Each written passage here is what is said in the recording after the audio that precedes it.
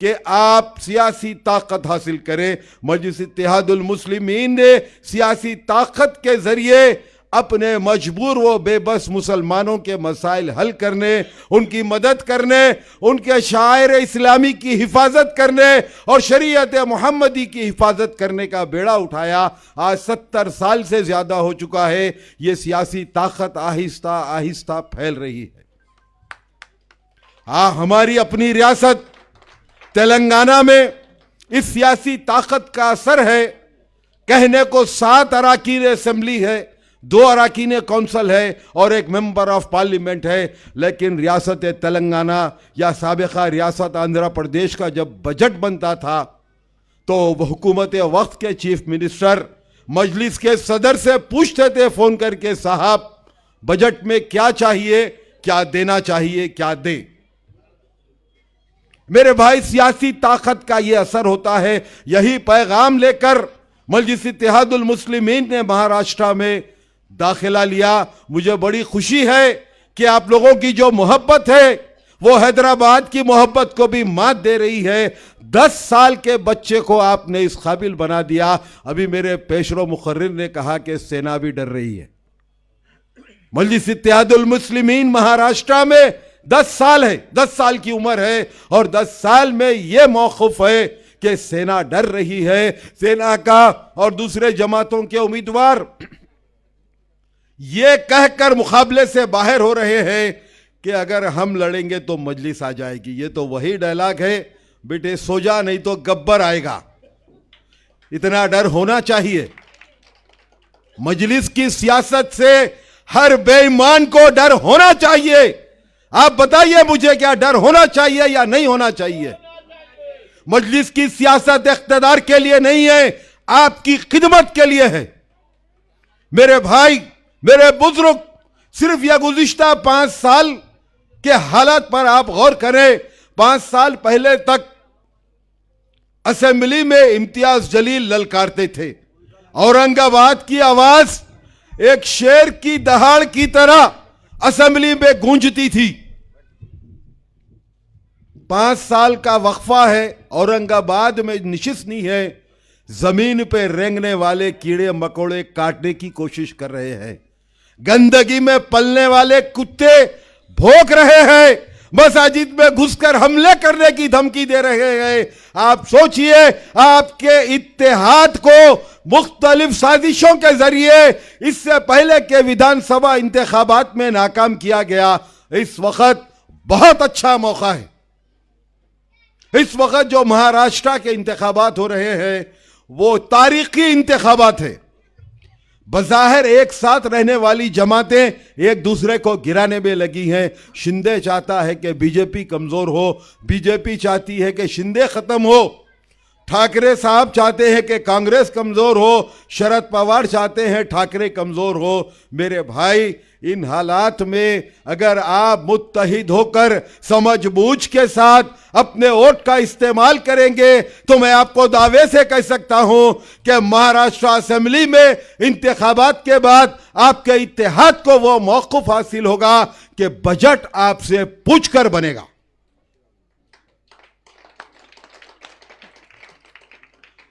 आपके इत्तेहाद ने मुल्क भर को एक पैगाम दिया।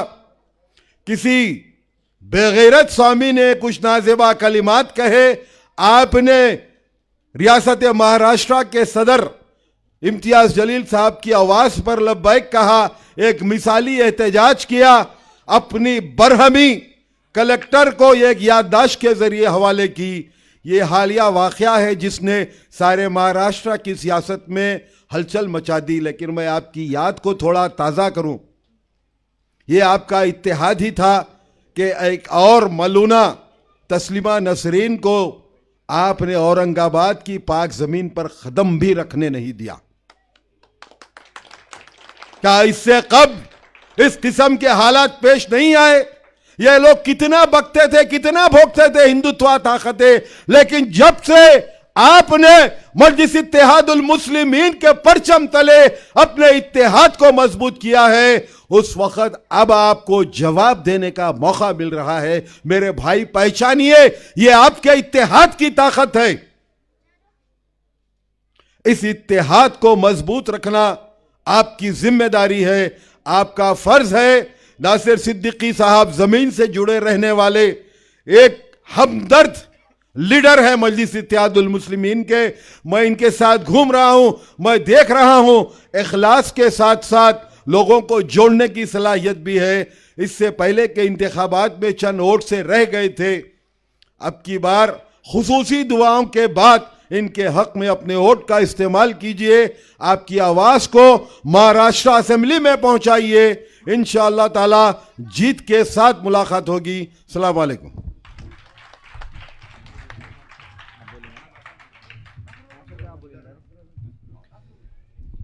अल्हम्दुलिल्लाह, ये थे मंजूर खां साहब। नासिर भाई को बुलाने से पहले मैं नासिर भाई के बारे में कुछ बात बोलना चाहूँगा आपको। मंजूर खां साहब, नासिर भाई का मुजफ्फरनगर से ऐसा रिश्ता है, हमें लगता नहीं कि वो रशीदपुरे में रहते हैं, क्योंकि हमारे यहाँ के जो ज़िम्मेदार है, आदिल भाई हो गए, चाहे फेरोज़ भाई हो गए, अगर यहाँ पर लाइट का मसला रहा, नल का मसला रहा, तो मुजफ्फरनगर से सबसे पहले अगर किसी को कॉल जाता है तो नासिर सिद्दीकी साहब है। तो नासिर सिद्दीकी साहब ने मुझे कई बार बोला है कि ऐसा लगता है, बोले मुझे मुजफ्फरनगर से इतने कॉल आते हैं कि मैं मुजफ्फरनगर का नगर सेवक हूँ बोल। इसके बाद मैं ज़ोरदार तालियों के साथ नासिर सिद्दीकी साहब का इस्तेमाल करता हूँ। इसके बाद मैं दावत देता हूँ विकास हेडके साहब, जो मजलिस इत्तेहादुल मुस्लिमीन के नगर सेवक है, वो 5 मिनट में अपनी बात को ख़त्म करें। दुनिया को शांति का संदेश देने वाले तथागत गौतम बुद्ध, महामानव बोधिसत्व डॉक्टर बाबा साहब अम्बेडकर, इनको नमन करते हुए भाइयों, हमारे राष्ट्रीय अध्यक्ष बैरिस्टर असदुद्दीन ओवैसी साहब, महाराष्ट्र प्रेसिडेंट इम्तियाज जलील साहब, यहाँ बैठे हैदराबाद के मेहमान आए मंजूर खां साहब, एडवोकेट फलक मैडम, और जो जितने बैठे हैं हमारे कॉरपोरेटर्स, और आपके हमारे सबके चहीते एमएलए कैंडिडेट नासिर सिद्दीकी साहब। भाइयों, आपके बीच आज जो आने का मौका मिला है वो असेंबली इलेक्शन 2024 है। भाइयों, हमने इसके पहले 2019 में एक गलती की थी, जिसकी वजह से हमें ये 5 साल हम मुश्किल से गुजार चुके हैं। ना हमारा एमएलए कैंडिडेट नहीं होने की वजह से हमको ना फंड्स मिलते हैं, ना हमारे काम होते हैं। हमको एक जातिवादी बोल के देखा जाता है। भाइयों, मैं सिर्फ कुछ अल्फाज आपके सामने बोलूँगा कि जैसे एक यूपी का जो टकला है, उसने कहा है बटोगे तो कटोगे। मैं उसको यहाँ बताना चाहता हूँ, ये तो तूने तेरे लोगों के लिए बोला है, लेकिन 2014 से मैं औरंगाबाद में MIM से जुड़ा हूँ। लेकिन भाइयों, मैंने औरंगाबाद में मुस्लिम समाज का इत्तेहाद देखा है। मुस्लिम समाज जब वोट करता है तो वन साइड करता है, जिसका नतीजा 2014 में हमने इम्तियाज जलील साहब को असेंबली में भेजा था, जिसका नतीजा हमने 2019 में हमारे MLA इम्तियाज जलील साहब को MP बना के भेजा था। तो हमारे पास वो कटने और बटने का तू तेरे पास यूपी में रख भाई ये, लेकिन एक अपने को शॉर्टकट में वो एक एग्जाम्पल दे रहा है कि कटोगे तो क्या होगा, बटोगे तो क्या होगा। भाइयों, मैं आपको ये बताता चलूं कि नासिर भाई के साथ मैं 2015 से अभी 10 साल काम कर रहा हूं कॉरपोरेशन में। नासिर भाई जितना मुस्लिम कॉरपोरेटर्स को साथ में लेके चलते हैं, मुस्लिम कार्यकर्ताओं को साथ में लेके चलते हैं, उतना ही हम दलित 5 कॉरपोरेटर्स मजलिस के टिकट पे चुन के आए हैं। वो कभी भेदभाव नहीं करते हैं, सभी को साथ में लेके चलते हैं। जब कभी भी जिस किसी का भी मौका मिलता है, हक पहले देने की कोशिश करते हैं। तो मैं आपको रिक्वेस्ट करता हूं कि इस बार पतंग निशानी पे मोहर लगा के नासिर सिद्दीकी साहब को कामयाब कीजिए। नासिर सिद्दीकी साहब को कामयाब करना यानी ऑल इंडिया मजलिस इत्तेहादुल मुस्लिमीन को कामयाब करना, असद साहब के हाथ मजबूत करना। ये बोल के मैं अपनी जगह लेता हूं। जय भीम, जय भीम। इसके बाद नेक्स्ट MLA इंशाल्लाह नासिर सिद्दीकी साहब को मैं 3 नारों के साथ दावत देता हूं। पूरी ताकत के साथ नारा लगाए, नारे तकबीर, नारे तकबीर, नारे तकबीर।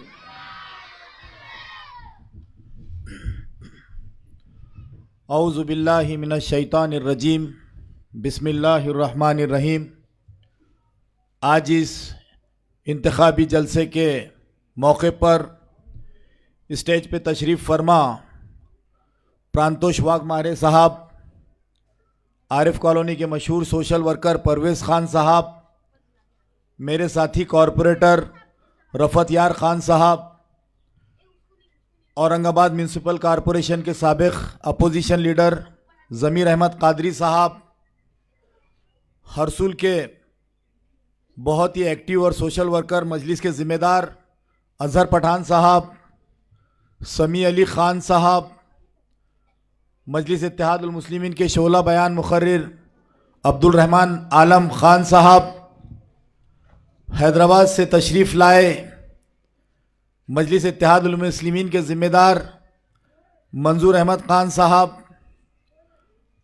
और सबसे फ़ख्र की बात जो सियासत में हमारी बहनें और बेटियां भी हिस्सा ले रही है, आपने देखा होगा, अभी जिसे सुना होगा, फलक साहिबा साहब, रफ़ीक पालोदकर साहब, मेरे साथी कॉरपोरेटर विकास येड़के साहब, इस महल्ले के लिए हर वक्त तरक्याती कामों के लिए पेश रहने वाले आमिर चौश साहब, और साथ में फैज़ भाई साहब, ऐफज साहब, आदिल भाई और फेरोज़ भाई, तमाम ही सामने बैठे हुए बुज़ुर्गों, नौजवान साथियों और घरों में बैठकर सुनने वाली मेरी इज़्ज़तदार पर्दा नशीन माओं और बहनों, अस्सलाम वालेकुम रहमतुल्लाहि व बरकातुहू।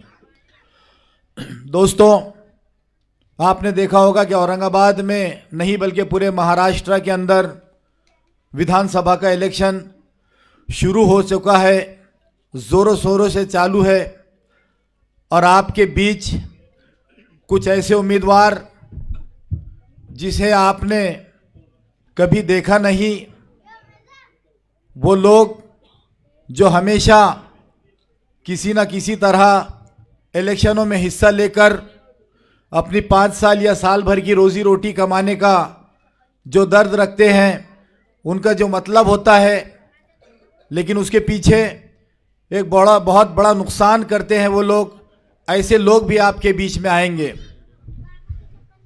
मैं आप तमाम लोगों को बताऊं कि मैं जिस वार्ड में खड़ा हूं, इस वार्ड से मैं हर वक्त जुड़ा रहता हूं, क्योंकि सिद्दीक भाई का फ़ोन मैंने डायरेक्ट अब एमएससीबी वालों को करना बंद कर दिया, क्योंकि डायरेक्ट वो जो है तो नवाजना शुरू कर देते थे उनको। तो उन्होंने कहा, साहब आप फ़ोन कर दिया करो, सिद्दीक भाई बहुत बुरा बोलते हैं हमको। तो जो छोटे छोटे मसाइल क्यों ना हो, लेकिन मसाइल तो अपनी जगह मसाइल होते हैं, क्योंकि हम जिस इलाके में खड़े हैं वहाँ पर ये जितना वार्ड है, आप अगर गौर से घूमेंगे तो एक तरफ एक अलग नक्शा है, दूसरी तरफ आप देखो डेवलपमेंट के कितने काम हैं। चूँकि यहाँ पर आप जानते हैं कॉरपोरेटर कौन है, किस जमात से है, और उसका रवैया आप लोगों के साथ में क्या है। यही मकसद को लेकर मजलिस हमेशा आप लोगों के बीच में रहती है कि हमारे साथ जो नाइंसाफ़ियाँ हर वक्त हर जगह होती रहती है, तो हम इसके ख़िलाफ़ आवाज़ उठाएं, नुमाइंदगी करें, और जो है तो आप लोगों को बेहतर सहूलियात जो है तो फराहम कर सकें। हम हर वक्त इसी वजह से लोगों की तनकीद का निशाना भी बनते हैं, क्योंकि हम हमारी बात को हर जगह बेबाकी से रखते हैं, और उसको हक मांगने से नहीं मिला तो हम हक छीनने की ताकत मजलिस इत्तेहादुल मुस्लिमीन के तमाम लोग जान सकते हैं। आपको पता होगा कि किस किस बातों से आज न सिर्फ मुसलमानों को, न सिर्फ दलितों को, बल्कि तमाम जो पिछड़े लोग हैं उनको कैसा नवाजा जा रहा है, क्या क्या कहा जा रहा है। बीच में कुछ रोज़ पहले एक ने ऐसे ही कहा था कि मस्जिद में घुस के मारेंगे, तो कल मैंने कहा कि थोड़ा रुक, असेंबली में इंशाअल्लाह ताला अगर ऐसी कोई गैर कानूनी हरकत करा तो मैं घुस के मारूंगा तेरे को। तो आज सारा नेशनल मीडिया, सारे टीवियों के ऊपर यही चल रहा है। और वो 5 रुपये का पेप्सी इतना सारा बटला, वो मेरे को बोल रहा है कि तू आ, तेरे टांगें तोड़ दूंगा बोल के।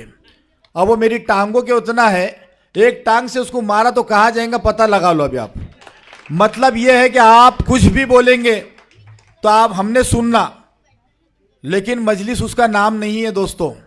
बैरिस्टर असदुद्दीन अवैसी साहब ने हमको सिखाया है कि आप किसी को छेड़ो मत और कोई छेड़ा तो छोड़ो मत। ये पॉलिसी के ऊपर हम लोग जो है तो काम करते हैं। रहा लोगों के इंसाफ दिलाने का काम, चाहे किसी समाज से हो, चाहे किसी तबके से हो, वो दलित भाई हो, वो हमारा हिंदू भाई हो, या क्रिश्चियन हो, या सरदार हो, या मुसलमान हो, हमें तालीम ये दी जाती है हमारे कायदीन के तरफ से। अकबरुद्दीन अवैसी साहब हो, असदुद्दीन अवैसी साहब हो, या इम्तियाज़ जलील साहब हो, ये लोग कहते हैं कि आप आवाम के बीच में रहो, आवाम के मसाइल को समझो और आवाम के लिए हर वक्त जो है तो आप लोग काम करते रहो। आप लोगों को मैं ये बताते हुए बड़ा फ़ख्र महसूस करता हूँ कि औरंगाबाद शहर में जब से मजलिस इत्तेहादुल मुस्लिमीन ने कदम रखा है, तो आज हमारे साथ हमारे 5 दलित भाई जो हर वक्त हमारे कंधे से कंधा लगाकर खड़े रहते हैं। हम ऐसी सियासत चाहते हैं। हमने औरंगाबाद शहर में इससे पहले कई इलाकों में बजट आया करते थे, काम हुआ करते थे, लेकिन शहर के किसी हिस्से में हुआ करते थे जहां से मुसलमानों का, दलितों का इलाका चालू होता था, वहां पर डेवलपमेंट के कुछ काम नहीं होते थे। ऐसे ही कुछ रोज़ किस साल पहले जब देवेंद्र फडणवीस यहाँ के मुख्यमंत्री हुआ करते थे, उन्होंने एक बजट दिया था 100 करोड़ का, और हम लोग वहाँ असेंबली इसके अंदर महानगर पालिका के अंदर जब वो रोडों की लिस्ट बन रही थी तो हमने देखा कि महापौर जो है तो अपने वार्डों में लेके जा रहे हैं, उप महापौर अपने वार्ड में ले जा रहे हैं, दूसरे जितने भी पदाधिकारी थे शिवसेना के हो या बीजेपी के हो, वो ऐसी ऐसी जगह रोड डाल रहे थे जहां किसी का आना जाना नहीं है। कहीं इंडस्ट्रियल एरिया के अंदर डाल रहे, कहीं एकदम कोने में डाल रहे, और लेकिन खुला नज़र आ रहा था कि हमारे साथ नाइंसाफ़ी हो रही है। उस वक्त हमारे खासदार इम्तियाज़ जलील साहब ने तमाम कारपोरेटर्स को लिया और फडणवीस साहब जो है तो एक मुहिम के ऊपर जो है तो इलेक्शन की मुहिम में आए थे, और यहाँ पर आकर जो है तो टीवी सेंटर के ऊपर उनका एक प्रोग्राम था। हमने उस वक्त पुलिस को बताकर कहा कि हम आज ये मुख्यमंत्री का घेराव करने जा रहे हैं, और हमने जाकर टीवी सेंटर के ऊपर जब खड़े हो गए सारे कारपोरेटर्स हमारे, तो सारी पुलिस हमारे पास में आई, कहा कि भाई क्या मुद्दा है। हमने कहा कैसा ऐसा है, तो उन्होंने कहा थोड़ी देर रुकिए आप लोग। फडणवीस साहब के पास गए, फडणवीस साहब ने इम्तियाज़ जलील साहब को बुलाया और कहा कि मैं आपको एक तोहफा देना चाहता हूं, आप थोड़ी देर बैठिए यहाँ पर, आप ये मेरा घेराव मत करो, काले झंडे मत बताओ। ये सियासी ताकत की मैं आपको बात बता रहा हूं कि वक्त का मुख्यमंत्री उसने कहा कि आप थोड़ी देर यहाँ बैठिए, मैं आपके लिए एक तोहफा देता हूँ बोले। तो वहाँ पर उसने जब अपनी भाषण जो शुरू किया उसने अपना, तो थोड़ी देर के बाद उसने ये अनाउंस किया कि मैं आपके मुसलमान इलाकों के लिए 60 करोड़ रुपए का अलग से फंड दे रहा हूँ। और आज आप देखिए कि चंपा चौक का रोड देखिए, क्या आप है तो रोशन गेट का रोड देखिए, कटकट गेट का रोड देखिए, आप बुड्डी लैन का रोड देखिए, गणेश कॉलोनी का रोड देखिए, किराड़पुरे का रोड देखिए। जो गढ़ों का शहर कहा जाता था आज गढ़े ढूंढने की नौबत आ गई है। ये होती है सियासी ताकत। हम यही चाहते हैं कि हमारे इलाकों को डेवलप किया जाए। आपने देखा होगा कि यहाँ पर मजलिस ने अपनी ताकत के हिसाब से जितना काम मुमकिन हुआ हमने यहाँ पर आपके बीच में आकर किया, लेकिन बचे हुए कामों के बारे में मैं आप लोगों को वादा करता हूँ कि इंशाअल्लाह ताला यहाँ से जब कामयाब होने के बाद मैं जाऊँगा तो मेरा सबसे ज़्यादा, मैं हमेशा कहता हूँ कि औरंगाबाद शहर के अंदर जो पुराना इलाका है वो ऑलरेडी डेवलप है, लेकिन हमारे ये जो दिल्ली गेट के गेट से लेकर हरसूल के बाद में जितने इलाके आते हैं वहाँ हमारे नुमाइंदे भी नहीं होने की वजह से डेवलपमेंट के काम जो इम्तियाज़ साहब ने किए बस वही हुए, महानगर पालिका से कुछ नहीं हुए। लेकिन इंशाअल्लाह मेरा ये ख्वाब है, मुझे ये इस बात पे फ़ख्र है कि इंशाअल्लाह ताला मेरी ये उम्मीद है कि मैं चुनकर आने के बाद में इन्हीं इलाकों के अंदर घूमता फिरता नजर आऊंगा और इन्हीं इलाकों के तरक्याती कामों के अंदर बढ़ चढ़कर हिस्सा लेने की मेरी ख्वाहिश है। मैं उम्मीद करता हूं कि आप लोग आने वाले 20 तारीख को अपना कीमती वोट पतंग के निशान पर देंगे। और आप लोगों से ये भी मैं आप गुजारिश करूंगा कि उस हलके से जो इम्तियाज जलील साहब खड़े हैं वहां पर भी आपको जाकर एक एक रिश्तेदार को अपने जितने तहत जो लोग आपके कांटेक्ट में हैं, चाहे दोस्त हो चाहे रिश्तेदार हो, तमाम लोगों को जाकर आप यही कहें कि हमारे वोटों का बंटवारा होने पाए। क्योंकि मैं इस बात को जिम्मेदारी से कह रहा हूं कि सिर्फ मुसलमान समाज नहीं बल्कि हमारे साथ बहुत सारे दूसरे समाज इस इलेक्शन के अंदर मजलिस के साथ खड़े होने वाले हैं, मजलिस को वोट करने वाले हैं और मजलिस को जिताने वाले हैं। तो मैं चाहता हूं कि दोनों सीटें औरंगाबाद की हम जीत कर, जो एक सीट हमने हारी थी इम्तियाज जलील साहब की, उसको 2 सीटों के बदले में हम जो तो उसका बदला लेंगे इंशाअल्लाह। मैं आप तमाम लोगों से यही गुजारिशात करने के लिए कि यहाँ का पानी का मसला भी मुझे मालूम है कि सिर्फ एक लाइन जोड़ने के लिए कितना टाइम लग रहा है। हमने बार बार आदिल भाई हम लोगों ने यहाँ की नुमाइंदगी की, लेकिन कुछ शरपसंद लोग हैं जो वो जेल के पास में उसको मिलाने नहीं दे रहे हैं। फिर भी एक ऑफिसर ने मुझे कहा कि मैं आपको वादा करता हूं, प्रॉमिस करता हूं कि अभी कोई लीडर का हम पे प्रेशर नहीं है, मैं इंशाल्लाह बहुत जल्द जो है तो इस लाइन को जुड़ाकर जो तो यहाँ के पानी की सप्लाई चालू करवाऊंगा। दोस्तों, आप लोगों से यही गुजारिशात करने कि अपने सियासी मुस्तकबिल को रोशन करने के लिए हमारे एक हिस्सा जो है तो बहुत ज़िंदगी का गुजर चुका है, लेकिन आने वाली नस्लों को, जैसा अभी हमारी बहन ने कहा कि इस दौर में जीना है तो कोहराम मचा दो, तो मैं तो ये कहूँगा कि मक्तल से बहरे हाल गुजरना होगा, बच गए हम तो किसी और को मरना होगा, लेकिन आने वाली नस्लों को तबाही से बचाने के लिए जो कुछ भी करना होगा इसी नस्ल को करना होगा। मैं आप तमाम लोगों से यही गुजारिश करने के लिए कि हमारे इलाकों में अच्छे स्कूल, अच्छे हॉस्पिटल, अच्छे स्किल सेंटर्स, ये सारी चीज़ें जो है तो ये होना चाहिए। ऐसे इरादे लेकर हम लोग महाराष्ट्र की असेंबली में पहुंचना चाहते हैं। मैं आप लोगों से यही गुजारिश करूंगा कि आने वाली 20 तारीख को अपना कीमती वोट पतंग के निशान पर दें और जो है तो मजलिस इत्तेहादुल मुस्लिमीन के उम्मीदवार को भारी अक्सरियत से कामयाब बनाइए। मैं आप लोगों को ये यकीन दिलाता हूं कि हमारे जो इलाके पिछड़े हैं उसको आगे लाने के लिए हमारी नुमाइंदगी जो है तो ज़रूरी है, क्योंकि हमने आज तक जिन लोगों को मजबूत किया उन्होंने हमें मजबूर करने के अलावा कुछ नहीं किया। आज जो हमारे बीच में कांग्रेस, एनसीपी और शिवसेना, इसके दलाल भी जो घूमते हैं, तो उनसे एक सवाल करता हूं कि हमारा नाम, शहर का नाम बदलने वाले यही कांग्रेस, यही एनसीपी और यही शिवसेना है। बीजेपी तो हमारी खुली दुश्मन है, लेकिन क्या वजह थी कि ये कांग्रेस वाले, ये एनसीपी वाले और ये शिवसेना वालों ने आज हमारे तारीखी शहर का नाम बदल कर रख डाला। तो इसी नाम को वापस बदलने के लिए, वापस औरंगाबाद को औरंगाबाद करने के लिए हमको जो है तो महाराष्ट्र में हम लोग 16 सीटें खड़ी है, इंशाअल्लाह ताला तमाम सीटें जो है तो जीत कर हम वापस ऐसी हुकूमत में, हम ऐसा ताकत चाहते हैं कि हमारे बगैर हुकूमत ना चले। हम यही उनके सामने मुतालिबात रखेंगे कि हमारे शहर को वापस औरंगाबाद किया जाए। तो मैं आप तमाम लोगों से यही गुजारिश करूंगा कि हमारे वोटों का बिखराव ना करते हुए, बहुत सारे लोग आएंगे कि हमारे जेब में 25,000 वोट है, हमारे जेब में 30,000 है, लेकिन 10 साल से वो लोग गोदड़ियाँ ओढ़ के सो रहे थे, ज़मीन पर कहीं नज़र नहीं आए वो लोग, और आज जो है तो दुहाई दे रहे हैं कि हमारे जेब में 25,000 वोट है, कोई बोला 30,000 वोट है, जबकि उनके घरों के वोट भी जो है तो इंशाल्लाह मजलिस को मिलने वाले हैं। मैं आप लोगों से फिर भी यही गुजारिश करूंगा कि एक एक वोट का इस्तेमाल करें, क्योंकि इससे पहले का इलेक्शन, मैं आप लोगों का शुक्रिया ख़ास तौर पर इसलिए अदा करना चाहता हूं कि इससे पहले आपने जो 70,000 वोटों से मुझे नवाजा था,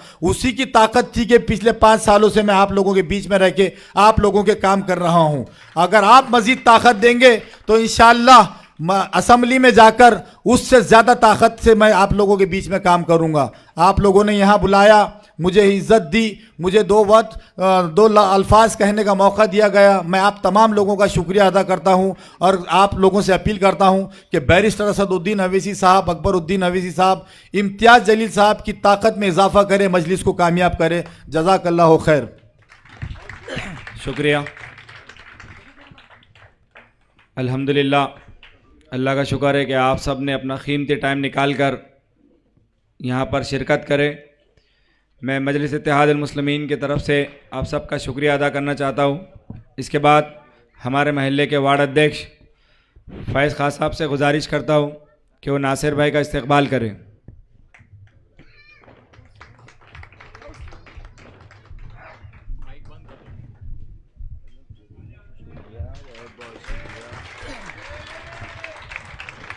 उसके बाद हमारे हैदराबाद के मेहमान मंजूर खान साहब का स्वागत। मंजूर खान साहब का स्वागत शफी भाई करेंगे। शफी भाई स्टेज पे आओ।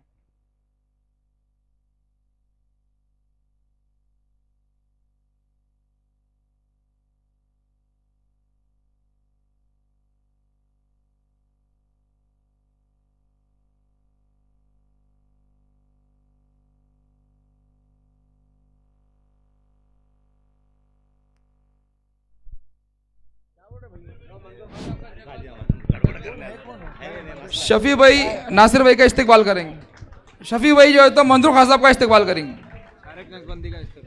शहर सदर शारिक नक्शबंदी साहब से गुजारिश है कि स्टेज पर आए और इस्तकबाल कबूल कीजिए। उनका तुम करेंगे, नदीम भाई करेंगे शारिक भाई का इस्तकबाल। आइए। क्या होगा? कुछ नहीं, वो थोड़ा रहता ना उसके हाथ से रुक जाती। शारिक भाई का इस्तकबाल। अपना प्रोग्राम का क्या है? आने टाइम अपने जो बुजुर्ग हैं उनका भी नाम लेना पड़ रही है। आप तमाम लोग यहाँ पर आए, आपका तहे दिल से शुक्रिया। आदिल भाई ज़मीर कादरी साहब का इस्तकबाल करेंगे।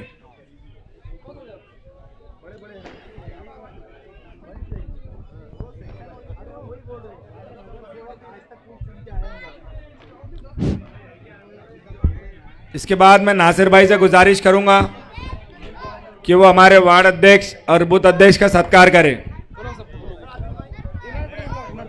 इमरान पटेल साहब। इमरान पटेल ऊपर आइए।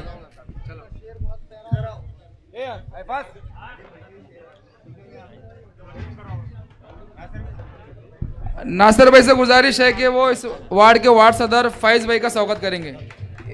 नासिर इमरान पटेल। इसके बाद मैं इमरान पटेल से गुजारिश करता हूं कि वो नासिर भाई के हाथ से इस्तकबाल कबूल कीजिए।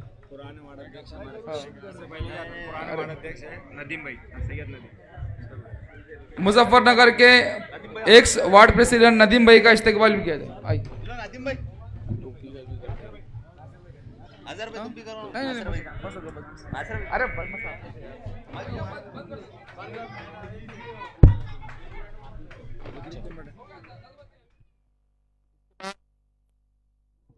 बकरू चाचा, ओ बकरू चाचा।